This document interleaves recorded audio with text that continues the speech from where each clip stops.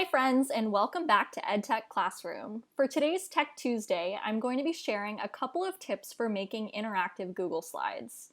So I'll be creating a more in-depth video on choice menus later, but today I'm just going to show you some tips to help you get started.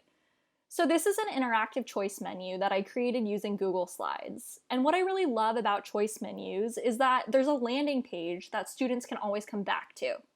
So for example, in the top left corner here, the activity says, build a beehive using maker materials. If I'm a student and I click on build a beehive, I'm then taken to a page with some directions.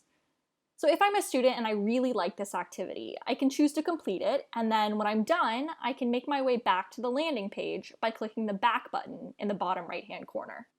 So today I'm going to be sharing just a couple of helpful tips to get you started. We're going to learn how to link internally and externally, as well as how to share your file with students in full screen mode. In the previous video clip that I showed, you saw how the tic-tac-toe landing page, where students had the ability to click on a specific link, and then they could go to a page with directions. So Google Slides has so many really amazing features, and one of them is the ability to do internal linking. Basically what that means is that you can link different objects, shapes, text, and other elements to another slide in the presentation.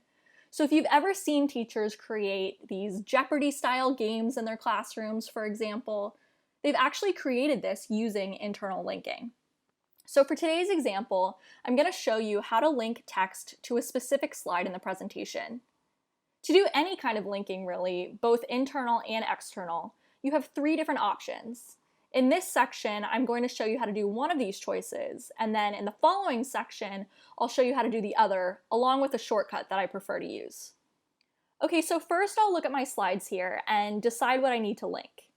You'll notice that all of my boxes here have links in them already, except for the one in the bottom left-hand corner.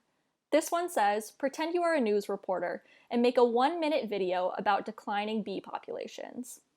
Because I've already created my direction slides, I'm now just going to scroll down to see which slide has the directions for this activity. Okay, great, so it looks like slide 6 is the slide that I will need to connect to. So now I'll go back up to the landing page and I'll highlight the text that I want to hyperlink.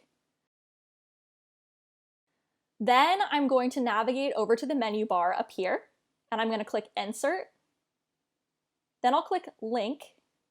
And now you'll see that we have this pop-up. So I'll click Slides in this presentation, and then I'll scroll until I find slide number 6. Then I'll click Apply. Another way to make interactive slides even more interactive is by linking to external websites. So let's take a look at an example. Let's say I found this really cool virtual field trip to a beehive that I want to share with my students. So I'll just copy the URL here, then I'll go back to my slides, and then I'll highlight the text that I want to link. So I'm going to click Command K on my keyboard. I have a Mac, which is why I pressed Command, but if you're using a different device, just click Control, and now I can paste my link.